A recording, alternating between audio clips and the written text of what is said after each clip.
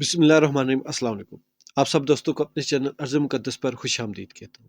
آج بڑے ہی بوجھل دل کے ساتھ ویڈیو بنا رہا ہوں۔ پاکستان کی سیاست اس قدر گندی ہو چکی ہے کہ اب کسی سے بھی کوئی اچھے کی امید نہیں رہی۔ آج میں اللہ تعالیٰ سے یہ دعا کرتا ہوں کہ اللہ تعالیٰ اس ملک پاکستان کو جس نے نقصان پہنچایا اور جس نے اس ملک کو اور اس ملک کی سیاست کو گندا کیا، اللہ تعالیٰ ان کو نشان عبرت بنا دے۔ آج کی ویڈیو کی طرف بڑھتے ہیں۔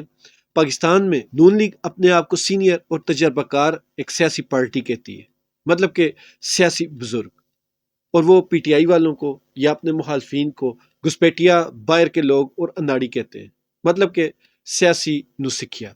وہ کہتے ہیں نا کہ بچوں کی تربیت کرنا والدین کے اوپر فرض ہوتا ہے، مطلب کہ اچھی تربیت کرنا۔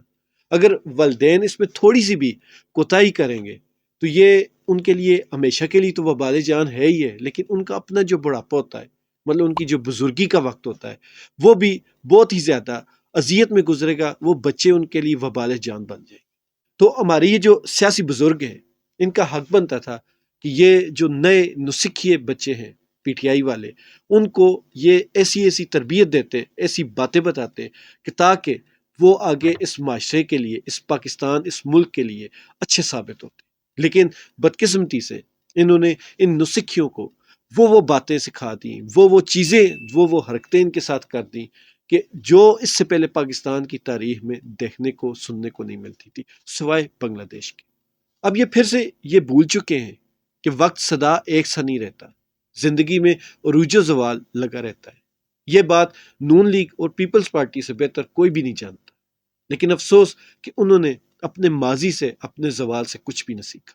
انہوں نے اپنے اس 2 سال اقتدار میں وہ کچھ بویا جو کاٹنا ان کے لیے یقیناً مشکل ہوگا، اور صرف مشکل ہی نہیں، مجھے لگتا ہے کہ ان کے لیے شاید یہ بہت زیادہ اذیت ناک بھی ہوگا، کیونکہ انہوں نے لوگوں پر صرف ظلم نہیں کیا، لوگوں کی انا، لوگوں کی غیرت اور لوگوں کے جذبات کو توڑنے کی کوشش کی۔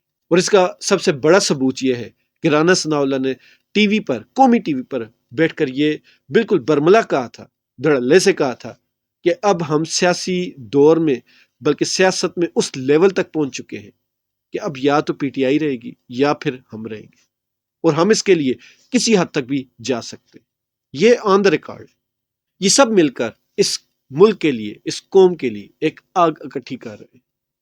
جس دن یہ آگ کنٹرول سے باہر ہوئے، کسی کا نقصان نہیں ہوگا، صرف اس ملک اور اس ملک کے غریب عوام کا نقصان ہوگا۔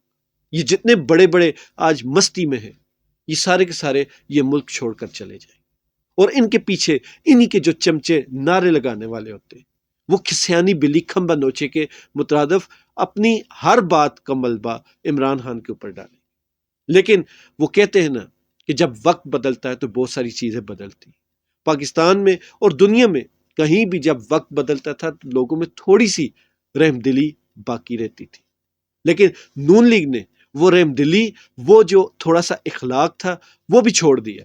تو اس کے بعد یہ کسی قسم کی بھی کوئی اچھی توقعات کسی سے وابستہ رکھ سکتے ہیں؟ اب تو وہ دور ہے کہ لوگ سب کچھ جان چکے، جو نہیں بھی جانتے وہ عنقریب جان جائیں گے۔ اور اس دور میں یہ جو لوگ اس ملک کو نقصان پہنچا رہے ہیں، اس ملک کی اخلاقیات کو توڑ رہے ہیں، اس ملک کی جو روایات ہیں ان کو توڑا جا رہا ہے، اس ملک کی اندر جو محبت اور جو بھائی چارہ تھا اس کو جو توڑنے کی کوشش کر رہے ہیں، یہ قوم ان سب مجرموں کو کبھی بھی نہیں بھولے گی، یاد رکھا جائے۔ تو اس ملک کو جس نے بھی گندا کیا، اللہ تعالیٰ ان کو نشان عبرت بنا دے۔ اللہ تعالیٰ سے بس یہی دعا ہے کہ اس ملک کی حفاظت وہ خود کرے۔ اب ہماری صرف اور صرف امید اللہ تعالیٰ سے۔